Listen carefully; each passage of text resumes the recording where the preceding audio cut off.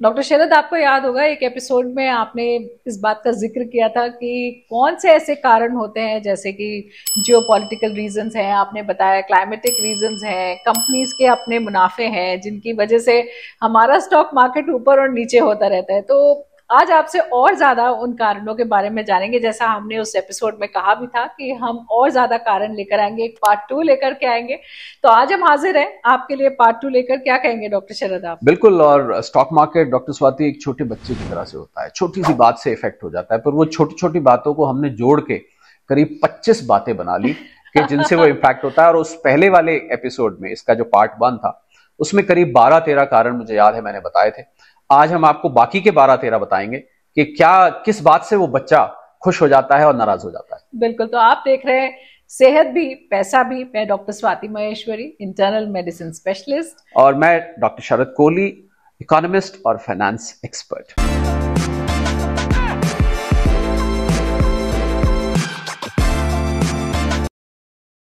तो डॉक्टर शरद, अब आगे के और कारण बताइए जिनके बारे में हमें ध्यान रखना चाहिए, और अगर कहीं ऐसा कोई जिक्र हो रहा हो तो हमारे कान खड़े हो जाने चाहिए कि हमारे इन्वेस्टमेंट पर अब इसका असर होने वाला है। जी हाँ, एक और कारण आपको याद होगा, पिछले वाले में मैंने बताया था कि कॉर्पोरेट रिजल्ट्स, यानी कि उस कंपनी का मुनाफा कैसा है।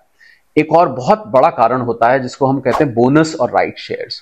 जब कोई कंपनी बोनस शेयर्स निकालती है, बोनस शेयर आपको पता होगा, आपको एक के साथ एक के बदले एक के बदले दो, दो के बदले एक, वगैरह वगैरह अलग अलग तरीके से निकलता है। इसी तरह से राइट इशू आता है। तो जब भी ऐसी अनाउंसमेंट होती है तो मार्केट उसको बहुत सीरियसली लेता है, क्योंकि एग्जिस्टिंग इन्वेस्टर्स का फायदा हो जाने वाला होता है। कई दफे वो स्टॉक स्प्लिट भी हो जाता है, तो उसकी वजह से आपको कीमत ऊपर या नीचे जाती हुई नजर आती है। तो ये बहुत बड़ा एक मेजर रीजन बन जाता है। और इसी से जुड़ा रीजन डॉक्टर स्वाति, हम क्यों भूलें डिविडेंड, जिसको हम कहते हैं।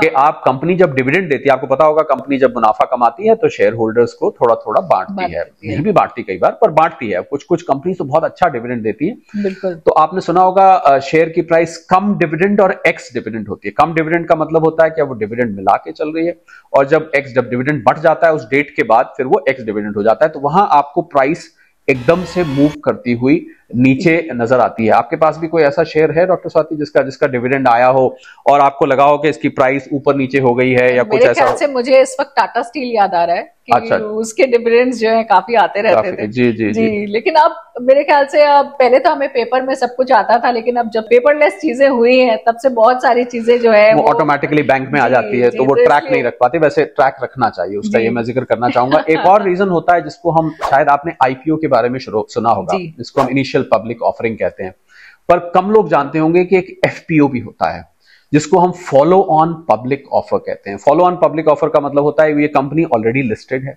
इसके शेयर्स निवेशकों के पास हैं और बाकायदा शेयर होल्डर्स हैं, और वो कुछ और पैसा जुटाना चाहती है मार्केट से एक फॉलो ऑन पब्लिक ऑफर के जरिए। तो जब आप उसको एक और, तो उससे भी मार्केट इफेक्ट होती है, क्योंकि फॉलो ऑन पब्लिक ऑफर से क्या होता है, आपका जो share number of shares in the market है वो बढ़ जाता है। तो कई दफे फॉलो ऑन पब्लिक ऑफर के बाद हालांकि शेयर्स बढ़ते भी हैं, पर कई दफे शेयर नीचे भी आ सकता है, क्योंकि टोटल जो कंपनी का एसेट्स हैं, शेयर्स उसमें ज्यादा आ जाते हैं। तो मतलब शेयर के, मैं यूं कहूं कि एसेट्स के हिस्सेदार बढ़ जाते हैं, तो आपको और दूसरा फॉलो ऑन पब्लिक ऑफर की जो प्राइस निकाली जाती है उससे भी जो एग्जिस्टिंग प्राइस जो है वो सीधी सी इंपैक्ट हो जाती है। कई दफे वो प्राइस कम भी होती है, वो प्राइस ज्यादा भी होती है। तो ये भी एक कारण बन के निकल के आता है।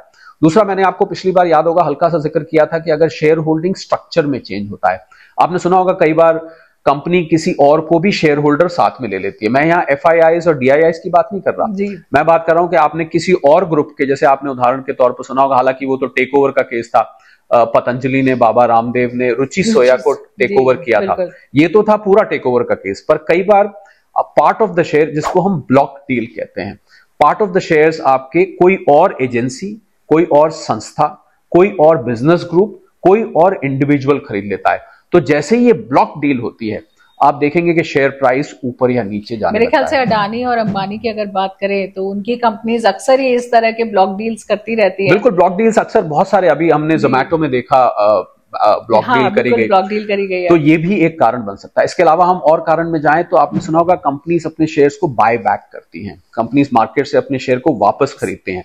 तो जो बाय बैक प्राइस जो कंपनी रखती है वो सीधा सीधा आपके एग्जिस्टिंग शेयर्स की प्राइस को इफेक्ट करता है। तो जैसे ही बायबैक प्राइस या बायबैक डेट या बायबैक की अनाउंसमेंट होती है, तो आप देखेंगे कि शेयर प्राइस आपकी ऊपर नीचे धड़कन की तरह होते दिखाई देगी, क्योंकि लोग उसमें चिंता में पड़ जाते हैं कि भाई अब ये बाई बैक कर रही हैं, कोई खतरा। और बाई बैक जब किया जाता है तो आप जो एग्जिस्टिंग शेयर होल्डर्स है, प्रोमोटर्स हैं, वो अपनी शेयर होल्डिंग को कंसोलिडेट भी करते हैं, तो ये भी एक रीजन होता है। सही बात। और बहुत बड़ा रीजन जो हमने आज तक जिक्र नहीं किया, ना पहले एपिसोड में ना इसको, तो लोग सोचेंगे इसको तो पहले रखना चाहिए था, कि जो देश के इकोनॉमिक पैरामीटर्स होते हैं, जैसे जीडीपी के नंबर्स हुए, इन्फ्लेशन के नंबर्स हुए, फॉरेन एक्सचेंज के नंबर्स हुए, परचेज मैनेजर्स इंडेक्स जिसको हम पीएमआई कहते हैं, ये नंबर्स समय समय पर इनकी घोषणा होती रहती है।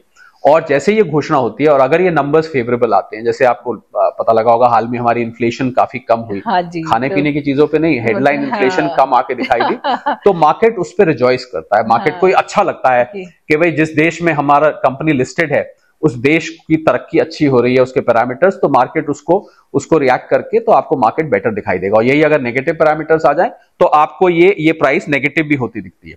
और बहुत बड़ा एक और रीजन, मैंने कुछ इंपॉर्टेंट रीजन छुपा के रखे थे जान के सेकंड एपिसोड के लिए।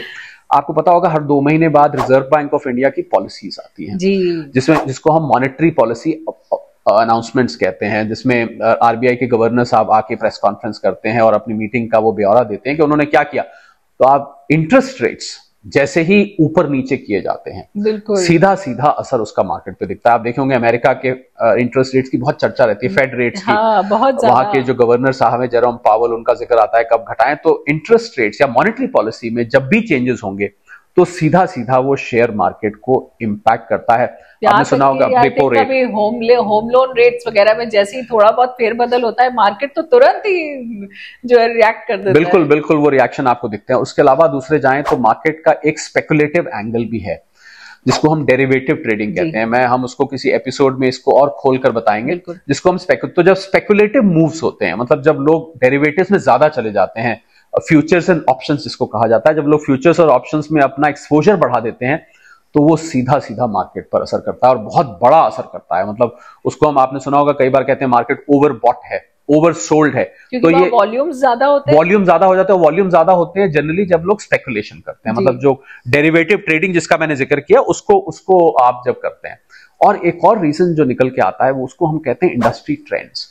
जैसे मान लीजिए आजकल रिन्यूएबल एनर्जी पे बहुत फोकस चल रहा है, इलेक्ट्रिक व्हीकल्स पे बहुत फोकस चल रहा है। तो अगर इंडस्ट्री, आप देख रहे हैं कि इलेक्ट्रिक व्हीकल सड़क पे बढ़ते जा रहे हैं, तो इंडस्ट्री का ट्रेंड, तो जो कंपनीज इलेक्ट्रिक व्हीकल्स बनाती हैं उनके शेयर्स आप सडनली मूव करते हुए देखेंगे ऊपर को। और इसीलिए आई थिंक इसी के बेसिस पे बहुत सारे ऐसे रिकमेंडेशंस आते हैं कि आने वाले वक्त में जैसे एआई है या इलेक्ट्रिक व्हीकल्स है, या ऑल्टरनेटिव एनर्जी की बात होती है, तो इन शेयर्स में इन्वेस्ट करो क्योंकि आने वाले वक्त में इनका फ्यूचर बेटर है और ये जो है मार्केट को और अच्छा लेकर के बिल्कुल। और आपने देखा होगा कोविड जब आया था तो एफएमसीजी के जो शेयर्स थे वो सडनली बढ़ने लग गए थे। और एक और रीजन डॉक्टर स्वाति जो निकल के आता है, आपने मार्केट 2 तरीके से एनालाइज की जाती है, एक बोलते हैं फंडामेंटल एनालिसिस, एक हम बोलते हैं टेक्निकल एनालिसिस।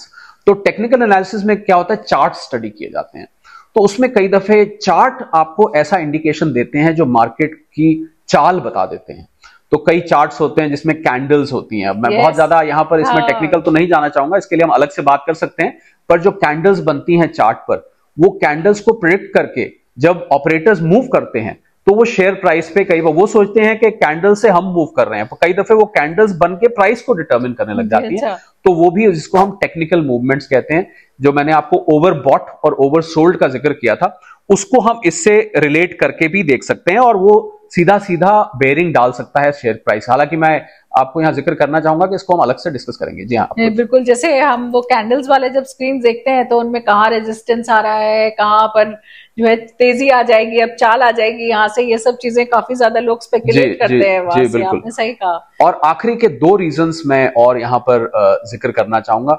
एक होता है टेक्नोलॉजी में चेंजेस। तो टेक्नोलॉजी जैसे जैसे इवॉल्व करती है, आप देख रहे हैं artificial intelligence, internet of things, जैसे जैसे ये चीजें आ रही हैं, तो जो कंपनीज, खासकर आईटी कंपनीज इसमें इन्वॉल्व हैं, उनके शेयर्स पर आपको ज्यादा जोर आता हुआ दिखेगा। वो कंपनीज आगे ट्रेंड करती हैं। ऐसे ही आपने देखा होगा कि कुछ चीजें पहले हम यूज करते थे, आज हम उनको नहीं यूज करते हैं, मोबाइल ने उनकी जगह ले ली।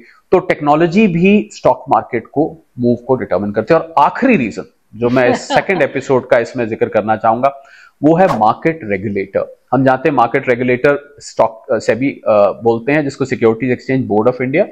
वो जब कोई ऐसे बदलाव करता है मार्केट रेगुलेटरी गाइडलाइंस में, उसका भी मार्केट पर सीधा सीधा असर होता है। आप देखते होंगे कि कई बार वो मार्जिन के वो बढ़ा देता है, कई बार डिस्क्लोजर के नॉर्म्स चेंज कर देता है, कई बार कुछ और ऐसे बदलाव करता है जो कि कुछ खास किस्म के शेयर्स को असर करते हैं।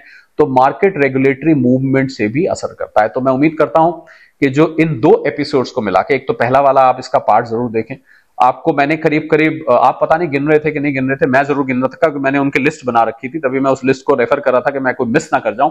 25 रीजंस मैंने निकाले थे। मैं ये नहीं कहता डॉक्टर स्वाति कि कोई 26वां रीजन नहीं हो सकता, पर मेरी कोशिश रही है कि मैं इन 25 रीजंस में आपको जो मेन रीजंस हैं, ये शेयर प्राइस, ये धड़कन ऊपर और नीचे होती रहती है, इसका क्या कारण होता है। बिल्कुल, और ये बहुत ही फायदेमंद है डॉक्टर शरद, क्योंकि देखिए आजकल जैसे आपने भी कहा, अब इतना ज्यादा मनी जो है स्टॉक एक्सचेंज में लगने लग गया है और लोगों को भी एक बहुत अच्छा एवेन्यू मिल गया है जहां से आप अपनी आमदनी को बढ़ा सकते हैं।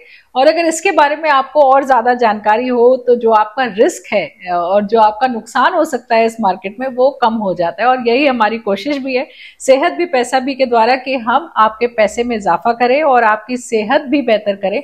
तो आप हमारे इस चैनल को जरूर देखते रहिए, हमारे शो को देखते रहिए, इसे लाइक भी करिए, सब्सक्राइब भी करिए और हमारे जो और आने वाले एपिसोड्स हैं उनका इंतजार भी जरूर करिए।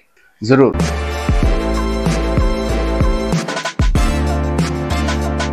और डॉक्टर स्वाति, हमारी जो मार्केट कैपिटलाइजेशन है वो इस टाइम $5 ट्रिलियन हो चुकी है और ये हमारी जीडीपी को एक्सीड कर चुकी है। तो इससे ये अंदाजा लगता है कि मार्केट गिरना भी चाहती है तो नहीं गिरती, क्योंकि इतने ज्यादा लोग उससे जुड़ते जा रहे हैं और इतने ज्यादा लोग स्टॉक मार्केट की तरफ रुझान हो रहा है। बल्कि रिजर्व बैंक को और वित्त मंत्रालय को चिंता हो गई कि लोग बैंकों से डिपॉजिट निकाल के और स्टॉक मार्केट में रखते जा रहे हैं। बिल्कुल, और अब तो मैं देखती हूँ कि यंग बच्चे भी जो हैं अब स्टॉक एक्सचेंज की तरफ आ गए और वो भी अब इंटरेस्ट लेने लग गए हैं कि थोड़ी थोड़ी कमाई यहाँ से शुरू कर दी जाए या इसका चखा जाए मजा। बिल्कुल, बुजुर्गों से ज्यादा यूथ इससे जुड़ चुके हैं। बिल्कुल।